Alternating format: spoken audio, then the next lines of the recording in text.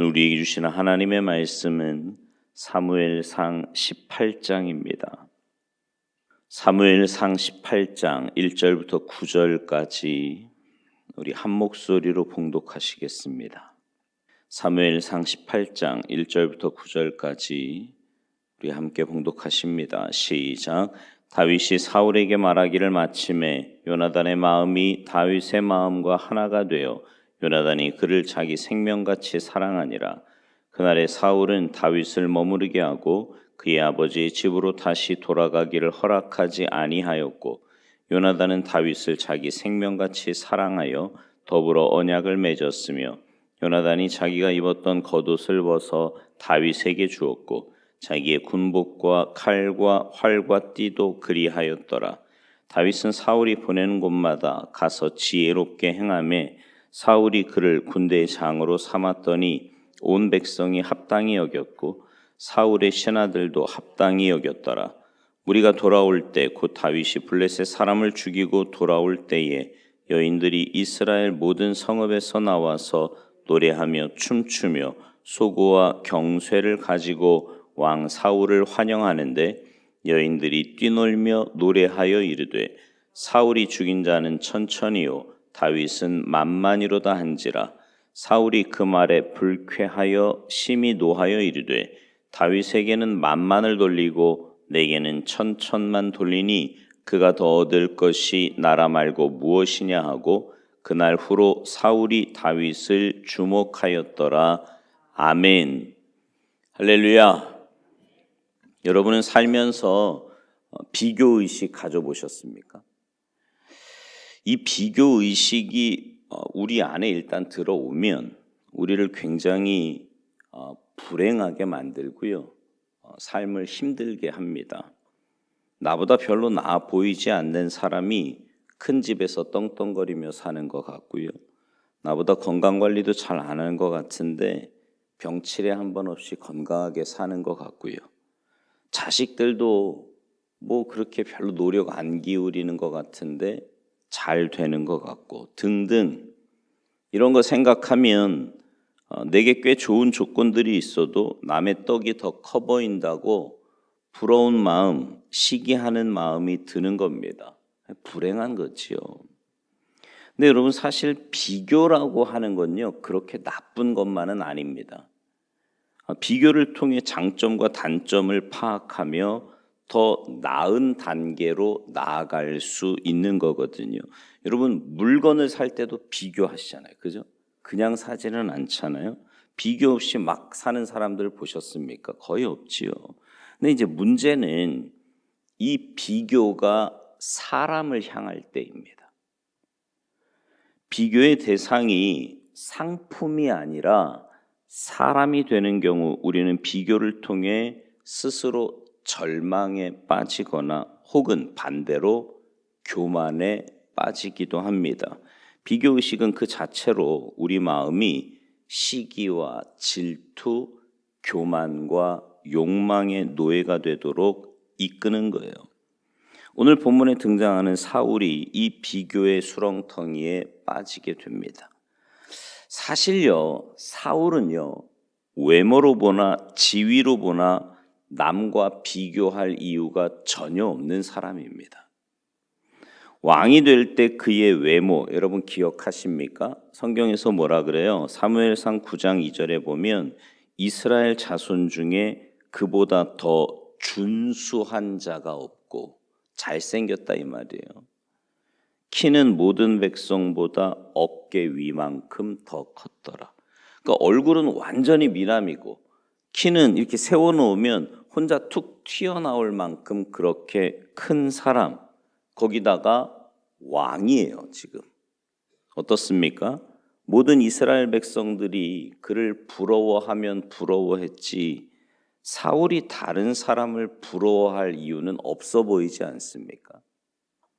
근데 오늘 본문 6절 이하에 보니까 여인들의 노래소리 하나에 불쾌감과 심히 노함, 즉 엄청난 분노가 마음에서 들끓습니다. 그 노래가 뭐예요? 사울이 죽인 자는 천천히고 다윗은 만만이로다. 아무도 대적할 수 없었던 골리앗을 죽인 다윗을 향해 여인들이 부른 노래지요. 그 노래를 듣고는 사울이 뭐라고 합니까? 오늘 본문 8절 9절을 보세요. 사울이 그 말에 불쾌하여 심히 노하여 이르되 다윗에게는 만만을 돌리고 내게는 천천만 돌리니 그가 더 얻을 것이 나라 말고 무엇이냐 하고 그날 후로 사울이 다윗을 주목하였더라. 여기 마지막에 그날 이후로 사울이 다윗을 주목하였다라는 말이 참 흥미롭습니다. 한마디로 다윗이 사울의 비교 대상이 된 거예요. 그를 경쟁자로 생각하기 시작했다는 말이고 그를 시기하기 시작했다는 말입니다. 이 사건 이후로 사울은요 다윗을 죽이려고 혈안이 됩니다. 이제 앞으로 계속 보겠지만 19장에서는 다윗을 죽이라는 명령을 내리고요. 22장에서는요 사울이 다윗을 도왔다는 이유로 아히멜렉과 그의 온 집안을 몰살시킵니다. 24장에서는 엔게디에 머무르는 다윗을 잡으려고 달려가고요. 26장에서는 10광야에 숨은 다윗을 잡으러 또다시 나아가는 사울의 모습을 보게 됩니다. 이렇듯 사울이 다윗을 죽이는 일에 몰두하는 동안 정작 왕의 역할은 충실하게 감당하지 못하게 됐지요. 심지어 다윗을 도운 이유로 백성을 죽이는 악한 왕이 됩니다. 비교의 악령, 시기심의 악령이 사로잡힌 채 살아가다가 하나님께 버림받은 왕이 되고 죽고 마는 거예요. 비교의 마음, 시기와 경쟁의 마음이 그를 실패자로 만들었습니다. 근데 여러분, 그 앞에 그 사울의 아들 요나단의 모습을 보세요. 어떻게 보면 요나단이 더 그래야 되지 않습니까? 자기하고 진짜 경쟁할 사람은 요나단, 다윗과 요나단의 관계잖아요. 근데 전혀 그렇지 않아요. 사랑합니다. 뭘 봐요? 믿음의 사람은요, 사람하고 경쟁하지 않아요. 하나님께서 정해진 복이 다 있단 말이에요. 굳이 내가 저 사람하고 경쟁할 이유가 없어요. 아니, 하나님이 내게 예비하신 복도 있고 또 저 사람에게는 저 사람 나름대로의 예비된 복이 있는데 왜 거기다가 비교를 하냐 말이에요. 복을 주시는 분은 하나님이신데. 그러면 사울이 비교의 악령에 시달리게 된 이유가 뭘까요? 골리앗 때를 한번 생각해 보세요. 골리앗이 40일을 밤낮으로 나와서 싸우자고 했을 때 사울이 나가서 싸워야 했던 거 아닙니까? 왕이니까요. 하나님을 의지하는 하나님의 백성이니까요. 그러나 그는 이스라엘 군과 함께 벌벌 떨고 있었지요. 왕답지 못한 왕이었습니다. 왕의 직무에 충실하지 못했던 사울이기에 다윗의 등장은 그만큼 두려웠고 비교와 경쟁심은 급속도로 번져나갈 수밖에 없었던 거지요. 자신의 일에 충실하지 못하니까 자신의 일에 충실한 사람을 보면 비교의식이 들고 경쟁심이 들 수밖에 없었던 겁니다. 근데 여러분 그거 아세요?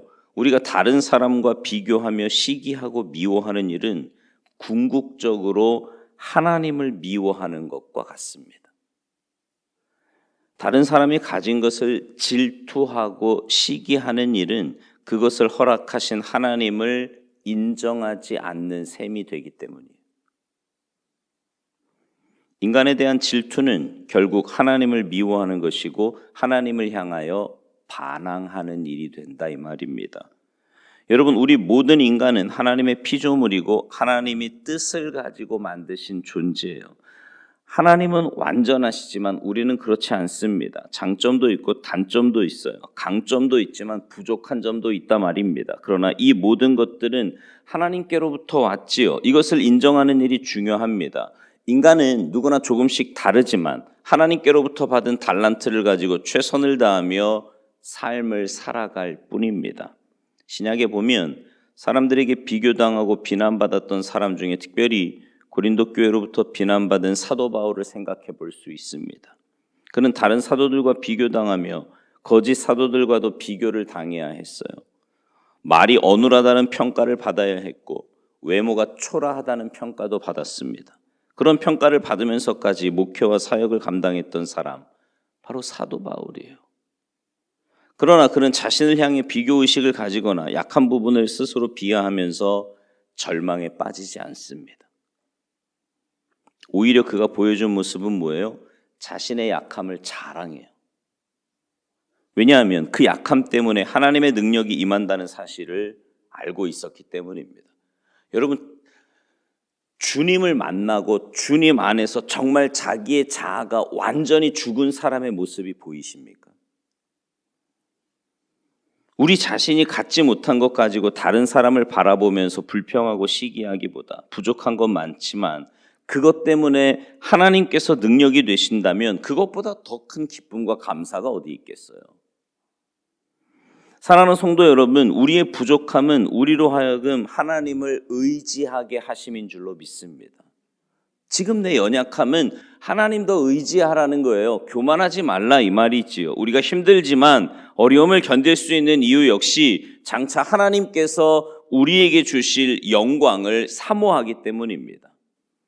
그러므로 여러분, 비교하지 맙시다. 하나님이 우리를 이렇게 지으셨어요.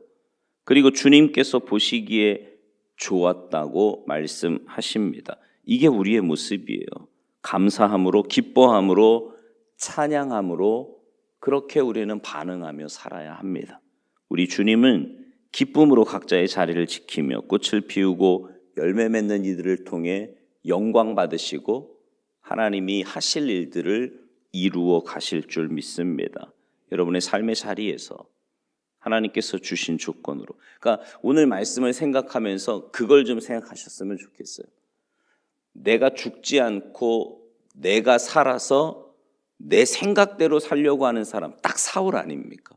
근데 요나단도 그렇고 사도 바울도 그렇고 내가 중요한 게 아니고 하나님의 뜻이 중요한 거예요.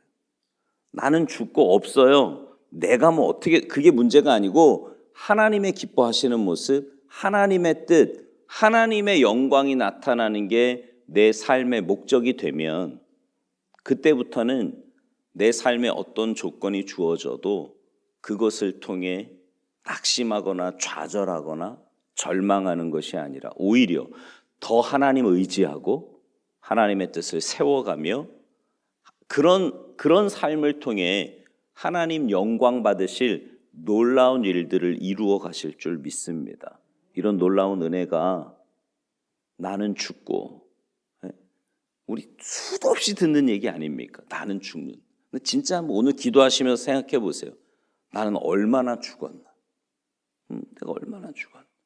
그러니까 예배 드릴 때 이렇게 앉아서 뿐만 아니라 기도하시면서 한번 생각해 보시라니까요.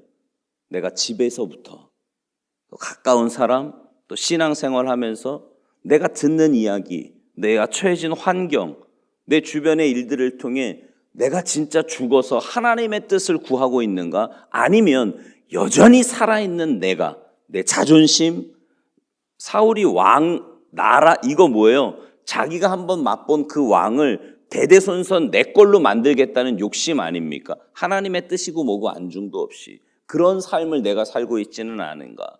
아니면 진짜 하나님의 뜻을 구하는 하나님 나라 백성으로 하나님의 자녀로 살고 있는가?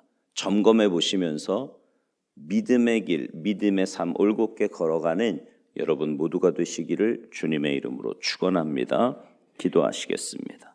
하나님, 예수를 믿는다는 건 나를 위해 내 뜻을 내세우는 삶이 아니라 하나님의 뜻을 구하며 하나님이 기뻐하시는 모습으로 변화되어 가는 것이 예수 믿는 건데, 여전히 죽지 않은 내 자아가 내 욕심과 내 자존심과 또 내가 생각하는 일들로 내 뜻대로 살고자 하는 그런 마음으로 살고 있지는 않은지 하나님의 말씀 앞에서 우리의 삶을 점검해 봅니다. 주님, 매일매일 주님 앞에 나올 때마다 하나님의 말씀 앞에서 내 모습을 돌아보게 하시고 하나님께서 깨닫게 하시고 가르쳐 주실 때 귀를 닫고 마음을 닫고 그저 내가 가고자 하는 대로 가는 어리석은 인생이 아니라 하나님께 내 마음과 생각과 모든 것을 다 오픈하고